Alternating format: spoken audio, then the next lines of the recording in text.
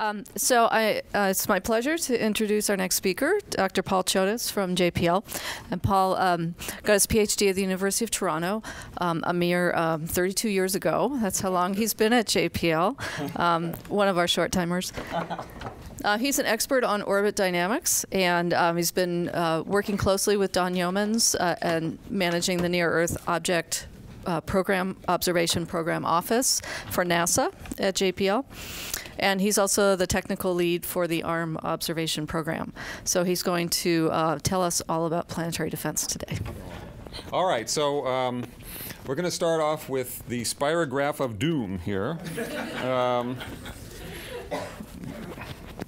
Okay, is that good? Can you hear me? All right. So I put this together a few years ago, actually, in response to a request for diagrams of asteroid orbits. And these, what you see here are all of the PHAs, about 1,500 PHAs here, and their orbits relative to the Earth's orbit, which is highlighted in the bright white. And you see we're in a real traffic zone of all kinds of asteroids that come by the Earth's orbit. Now, this is partly a construct because these by definition are potentially hazardous. So the definition of a potentially hazardous asteroid is one whose orbit approaches the Earth's orbit to within 0.05 AU. So already these are self-selecting, but nonetheless you see it is a real traffic jam out there, and surely some of these could hit the Earth. This is the question. So I'll be addressing the topic of what is the expected impact flux of these objects on the Earth, and then what could we do about it. So, a year ago was a busy day. On February 15th, we were preparing to talk about an asteroid called 2012 DA14, which is going to pass by the Earth very close. And this had been discovered a year earlier, so we've been tracking it for a while. We knew it wouldn't hit the Earth. And you might ask, well, how did we know that? Because look how close it was coming. Well, I'll try to show you that in the future slides. We knew it wouldn't hit the Earth because the uncertainty region would pass by the Earth. Even though we didn't know really exactly where it was on the uncertainty region, the entire region would pass by the Earth. We didn't know whether it would hit any of the satellites, however. In particular, there was a good possibility that it would pass inside the geosynchronous ring of satellites, which is shown here and highlighted in green. And sure enough, it did.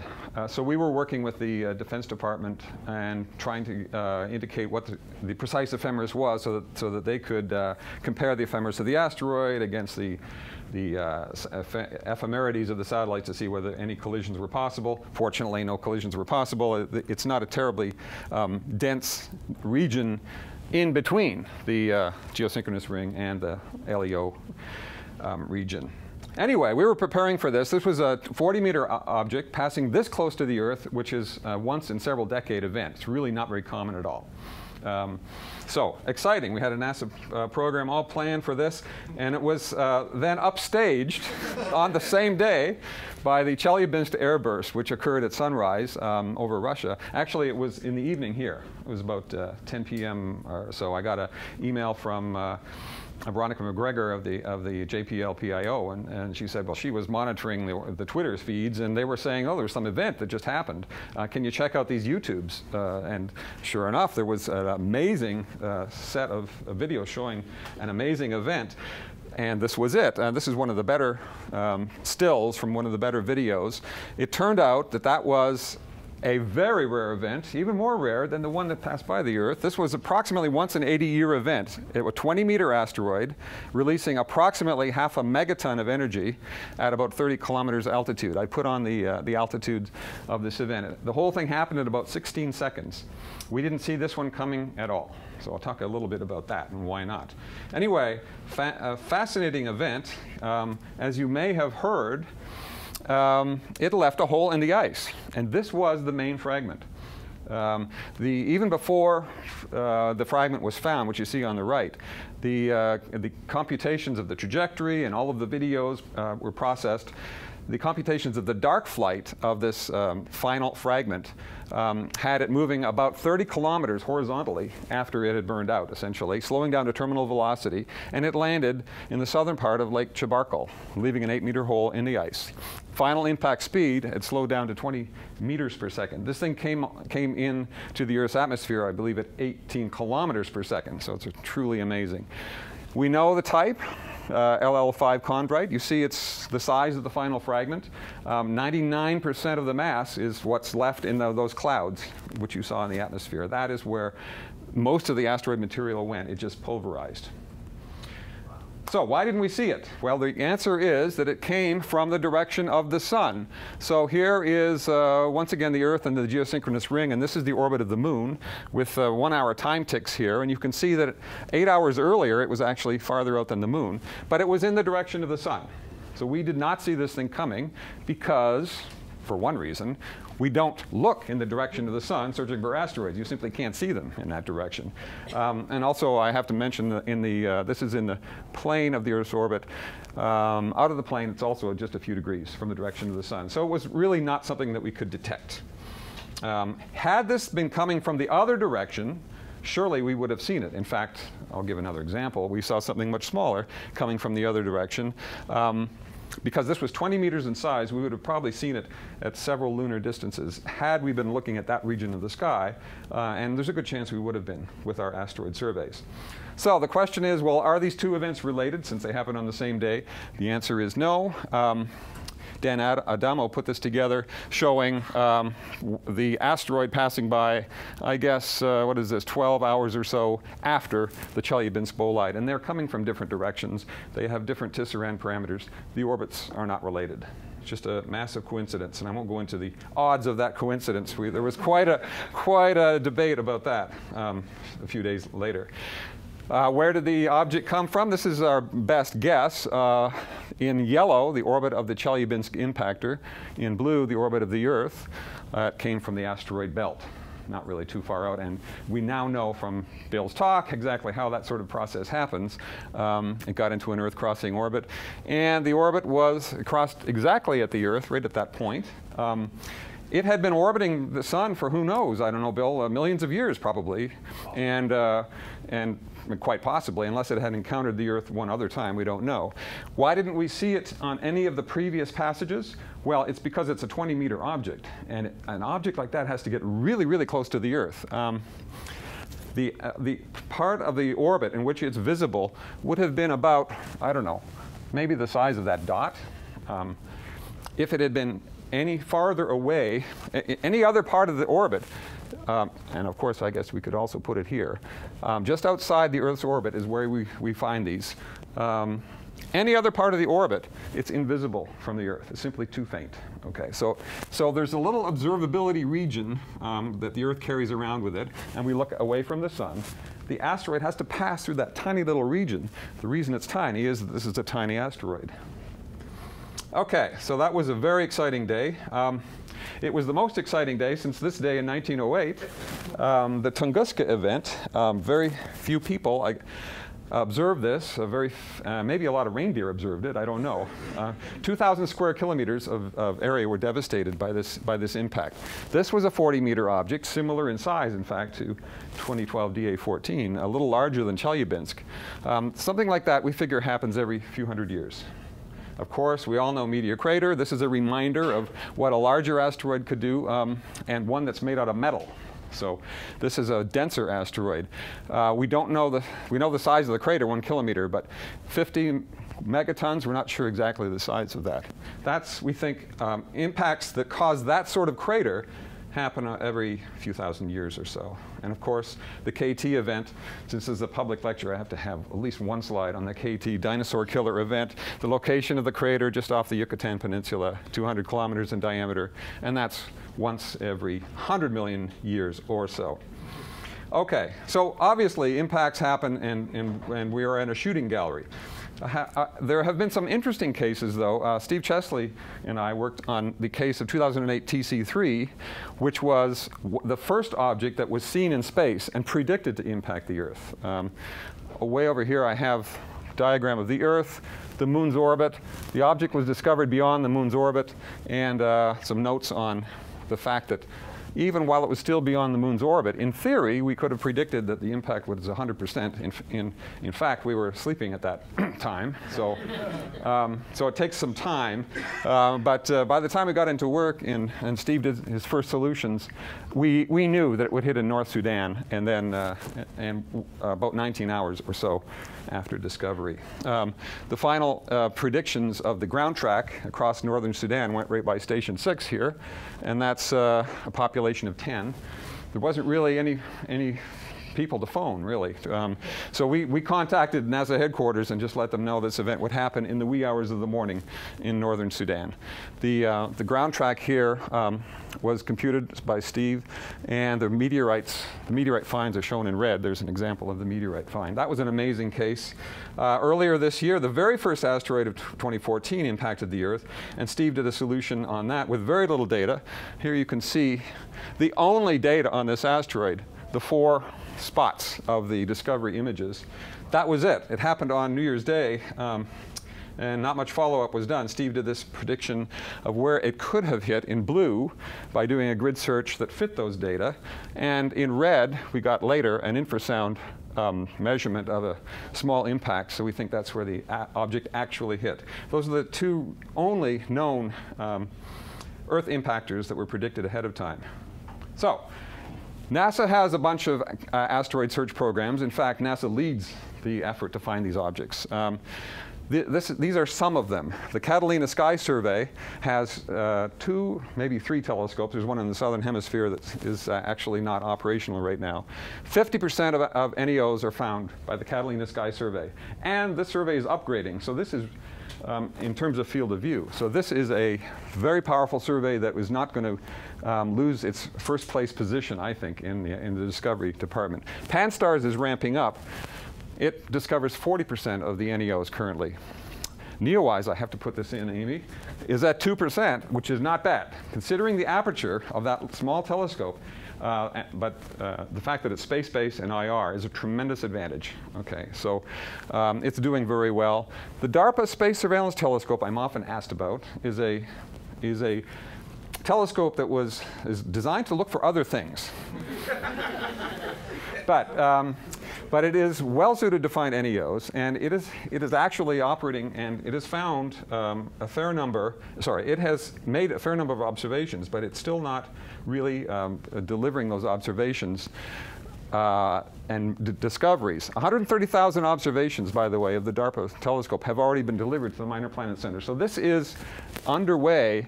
The pipeline, though, is kind of slow, so the discoveries aren't proceeding from that telescope. But that's a new news item. In the future, these are enhancements here. And it's a little bit of an old slide. 100% time on Pan-STARRS 1, and another copy of Pan-STARRS, Pan-STARRS 2, will be operational in early 2015. The ATLAS telescope is a very interesting system that's a set of small telescopes with really wide fields of view that will be looking for asteroids on their final plunge to the Earth. And that is a system that's designed, and a prototype is being built, and the first system should be available in late 2015. New telescopes with increased aperture and sensitivity on both ground-based and space-based are needed to find the majority of the 100 to 300 meter asteroids. New surveys are required if we want to get completion at that size range. Okay, I'll make that point again. Now, you can't just go out in your backyard and look for asteroids. This guy wanted to find one just so he could miss school. So there are various incentives to find asteroids. The main one, though, is to see if anything is headed for the Earth. Here are the statistics by year, the number of NEAs by year, and you can see where NASA's NEO observation program kicked in 1998. Currently we have 11,216 NEAs. That was yesterday's number. About 1,200 per year are found. 865 as of yesterday are these large ones, 1 kilometer and larger, which are significant because they could produce a global catastrophe if they hit the Earth. So this is kind of indicative of where we're going, and this is only going to accelerate, really. You'll see in red here, the large ones, however, are tailing off. We think that the 1,000 is about the the total population. So we're rapidly approaching completion at the large size. Now, no one else has shown this diagram, but this is a wonderful diagram. This is from Al Harris, who is showing what the NEA population is like. Now, I'm not going to describe the whole thing, but on the bottom we have diameter in kilometers. So this is 1 kilometer, 100 meters, 10 meters, etc. Absolute magnitude we'll talk a lot about in our workshop. That's the proxy for diameter. You go from here to here with an assumed albedo. And this indicates the number of NEAs versus time. In blue is Al's model, and you see that there's a little dip here around the 100-meter size range. And we'll talk a lot about that. I think Amy and the NEOWISE team have some good results on that. The Tunguska size is right about here. These are the numbers of objects. So I took a look at the 18 meters around Chelyabinsk size. We have 9 million of those, okay? At the 1 kilometer size, around 1,000. 140 meter, which is a very hazardous limit that is in the congressional language, 20,000 NEAs. On the right-hand side is the approximate impact interval. So a Chelyabinsk impactor hits the Earth about once every 80 years. The 40-meter object like Tunguska around once every 1,000 years, et cetera. And then we get down to the KT event, and that's once every 100 million years. So it's a very useful diagram. However, NEOWISE and Amy have found that have brought into question the fact that there's about the dip at the 100-meter size. So I just wanted to mention that that Al Harris's diagram is under question, and this needs further study to understand why there is a dip at around the 100-meter size. The NEOWISE people had this estimated number, smaller than the prior estimates at 100 meter. Bolide events. The other end of the spectrum are the really, really small events. These have just recently been released. These are found by US government sensors. Okay? We don't know all the details, and we're still getting all the details on this, but this is a map of their locations and size for this long time period. And the size of the dot goes from about 1 ton of TNT to about a kiloton to about a megaton, and Chelyabinsk was close to a megaton. That's actually in gigajoules, and I'm not proficient at translating, but that's a rough estimate. So you can see there are plenty of events to get statistics on the small size for bolides. Peter Brown et al. Has taken that data and analyzed it and looked at the small end of the size frequency distribution and plotted those on the black line here. And he indicates that at the size range, let's see, around 10 meters going up to 50 meters, the numbers of impacts seems to be higher than that predicted by Al Harris's diagram. And Al is willing to agree that he has some uncertainty in his numbers on the impact flux, and that he has very poor data at that end, because Al is looking at the size frequency distribution by studying redetections in the asteroid surveys and trying to get an idea of what the population is by the number that are being found repeatedly. The differential size population looks like this, and I won't talk too much about it except that that dip is very real at the 100-meter size. Here's the 100-meter size here. This is the actual number known. This is the total population. So we're very near completion at the kilometer size, and we're not doing so well. And of course, the numbers go way up, and our ability to detect them goes way down. So we have very small completion at those sizes. I need to talk about the impact effects. This is a standard table that goes and shows you the different types of events, the size of the asteroid that causes them, the approximate impact energy, and the time between the impacts. So this is another way to look at the same data. 5-meter objects hit about every 3 years. That's a bolide. 25-meter objects, a little larger than Chelyabinsk, every 200 years, etc. The 140-meter size is where we would expect to get regional scale devastation. 300 to 600 is an interesting size range. Recent studies have suggested that 600 meters is a dangerous size and could lead to global catastrophe if the asteroid hit in the wrong spot, so to speak. It could release enough material into the atmosphere to cause climate change. And at the very bottom is the KT event. All right. So what is the completion that we have so far by size bins? I just recomputed all of this, so these are fresh numbers. So along the bottom is the estimated diameter. Kilometer size and up, we're at 90% right now of the estimated population. 300 meters to 1 kilometer, we're at about 55% currently. The 100 to 300, 15%, much less than 1% for the sub 100 meter size. And when you're getting down to here and the arm size, the arm candidate size range, it's just a minute fraction. Okay, let me switch gears a little bit and talk about one thing we do is impact probability calculations, and I'm not going to talk too much about it except to say that the orbits are uncertain. When we run the orbits into the future, they have an uncertainty region. When we map that into a target plane and map it across the Earth, we get the impact probability by considering how the uncertainty region covers the Earth. Our Sentry risk table, this is a snapshot taken from a recent Sentry risk table. We present this online. There's the URL. We'll give all of the impact probabilities for a long list of objects. I guess 511 now, so it just seems like all kinds of objects have a chance of hitting the Earth. But the thing here is that these orbits are uncertain. So these orbits simply cross the Earth, and we have a very small, usually very small impact probability that any given object could hit the Earth. We run this out about 100 years into the future. Some of them run a little bit longer, but that's worth checking. I just wanted to mention keyholes because they are important in asteroid deflection. This is the one for Apophis in 2029. This is that uncertainty region which misses the Earth, which is at the origin in this diagram.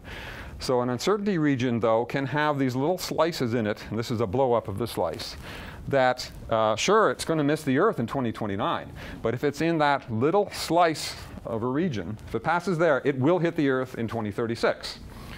So it's kind of like a gateway to the next close approach.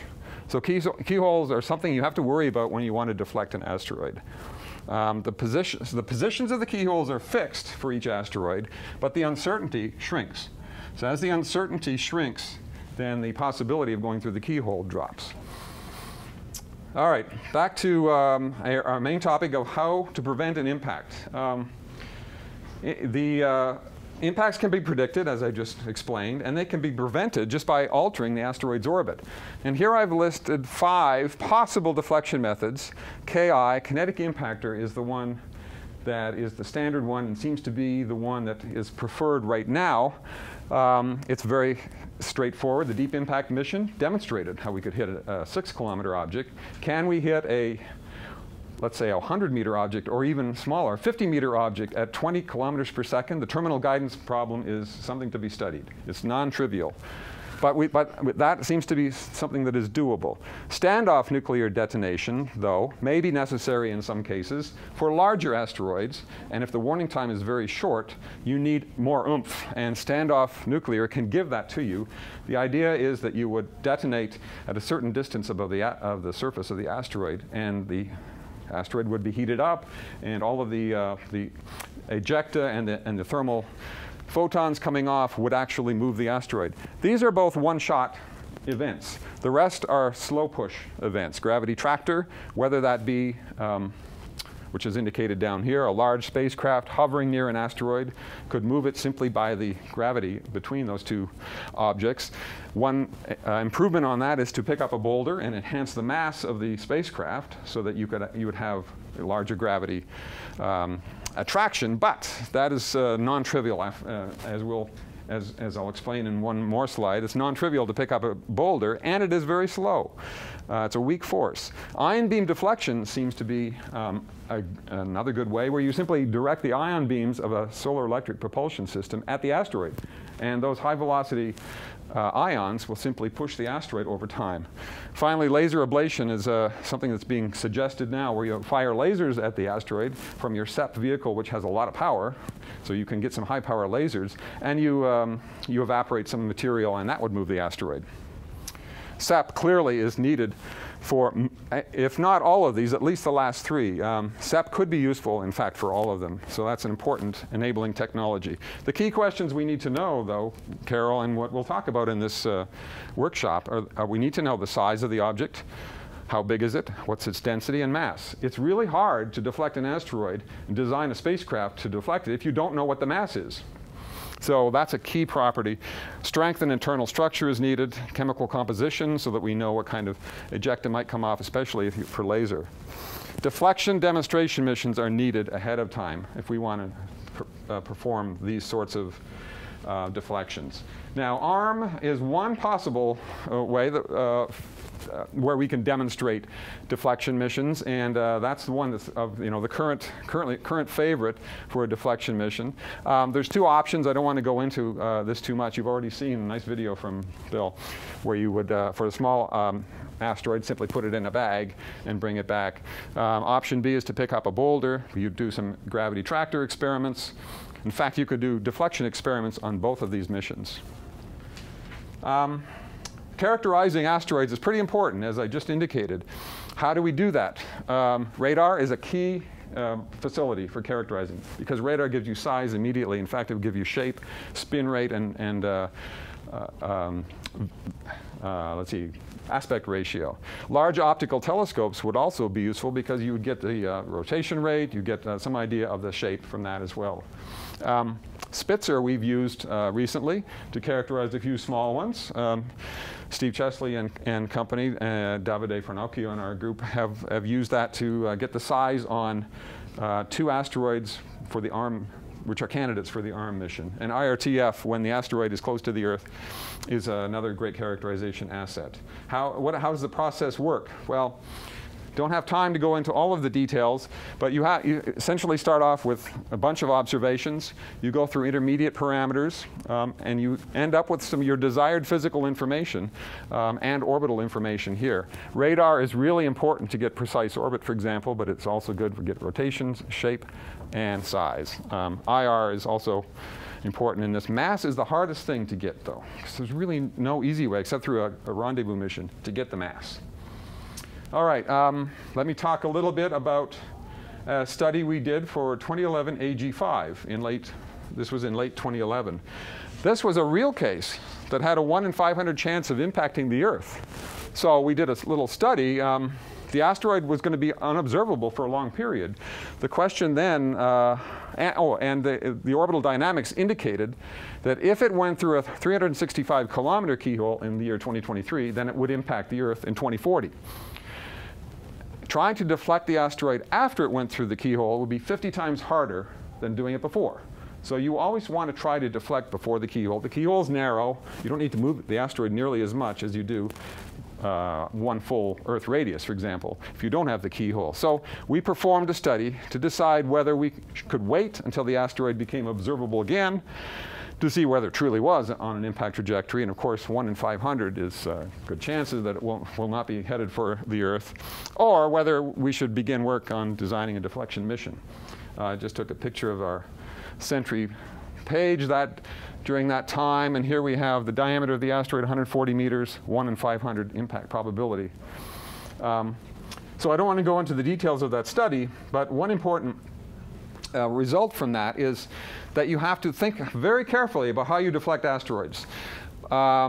This takes a little bit of explaining, but I'll give it a shot. In the B plane, that is the target plane, the size of the 365-kilometer keyhole is indicated here. What this graphs is the minimum distance the asteroid will pass after the 2023, after this keyhole. This shows the minimum and what years it will pass. When this graph goes below 1 Earth radius, this is an Earth radii, that means that there's an impact. So if the asteroid, and we don't know where the asteroid is on this axis, okay? If the asteroid happens to be passing here, it's going to hit. And this is a 365-kilometer keyhole. You want to move the asteroid out of that, so you move it a few thousand kilometers in the B plane, but you don't want to move it just a small amount, because there are secondary places where, if the asteroid the asteroid might miss in 2040, but it will pass through a keyhole and hit in a later year. So you want to be cognizant of the keyholes and move the asteroid in regions where there is safe harbor. So that's a consideration in deflection missions. My final topic is something we did this year in a DARPA FEMA asteroid impact exercise. So I'm going to go through just a few slides on what we did this year to practice this, and we learned some lessons, I think. So again, a hypothetical asteroid. It was typical orbit, size 100 to 300 meters. This was initially just one of 1,500 potentially hazardous asteroids. This was a real orbit, and we pushed it through the system to see what we would know and when we would know it. The Minor Planet Center didn't know that it would hit. It knew that it was a PHA, but they could not predict that it would hit because it was 7 years away. However, the Sentry system did predict that, so which shows that the Sentry system is doing its job, I guess. So we knew that Sentry could detect the possibility, only 7 years away. The probability, we put in simulated observations, the probability rose to 10% by this month. So right about now on this exercise, we would be sweating buckets because 10% is a significant impact probability for something that large. The question then is, can the impact of a 100 to 300 meter asteroid be averted in only 7 years? And that's a very good question. 7 years might seem like a long time to a scientist, but to the engineers, to actually design, build, execute, launch the mission, get it there, and deflect it in time to miss the Earth is a real challenge. The kinetic impactor was the method chosen. I'm going to talk a little bit about the orbit. I won't go into details, just the fact that it was discovered at this distance from the Earth. A 100-meter object that is that far away cannot be observed by radar. So it was just observed optically and finally became too faint. So we're kind of stuck. I will just talk about the impact probability, which leveled off at 35% for a period of more than a year. We would have to make important decisions on deflection mission with an impact probability of only 35%. I want to talk in my last few minutes about the concept of a risk corridor. Of course, I've mentioned before, the asteroid's orbit is uncertain because it's based on uncertain observations. So when we predict it to a potential time in the future, we don't know its exact position. We only know it where it is basically along its orbit. In fact, the 35% means that we don't even know whether that uncertainty region will impact the Earth or not. If it does impact the Earth, it will slice through the Earth, however. So I wanted to demonstrate that with a little simulation. In red is the uncertainty region 7 years from now when it's approaching the Earth. And this is the direction it's approaching. So I've highlighted the trajectory, Earth-based trajectory of the central point. As we step through this, just watch. You get the idea, and you see the differential gravity here going on. You get the idea that the uncertainty region will cut across the Earth, and that's what leaves what we have is a risk corridor. So then we are faced with some very interesting questions on what to do, on how to deflect this asteroid. Geopolitical questions, actually. That's the western portion. The eastern portion cuts across Africa. As we continue to observe this, of course, that's going to shorten and shorten. And we, in this, had it set up so that it would hit somewhere in the Gulf of Mexico area. But we'd have to launch the mission and get it there at this point with uncertain knowledge on where it would hit. So I don't want to go through all the details, but the interesting issues are, what is the shortest direction to deflect the asteroid off the Earth? In this case, it was westwards, which means you're going to be deflecting it into the US, into Texas, and through California, and over San Francisco, all of that. Would you do that, or were you going to deflect it to the Atlantic? I mean, this is the easiest direction. It's the shortest direction. It's also the easiest direction because... Could you deflect it to Washington, D.C.? You notice it didn't pass. In this case, it didn't pass through D.C. In this case, this is an orbit that's a large orbit. The easiest thing to do is to slow it down, to put your spacecraft in front of it and have the asteroid hit it. So that requires a decrease in the orbital period, and orbital dynamics is kind of counterintuitive. There's no time for a characterization mission in this case. We launched this, we had 18 months before impact is when we would execute the deflection. This is an indicator of the size of the deflection, 1 centimeter per second, and this is where we chose to deflect it, was at this point. We need to deflect it with 1 centimeter per second. We couldn't even get 1 Earth radius of deflection, so we'd have to give it several centimeters per second. We do things like deflection maps to indicate where and when and where you get the most deflection as a function of years before launch, before the impact. Anyway, you get an idea of the issues that we have to face for asteroid deflection. So, how's that space program coming along? We'll stop there.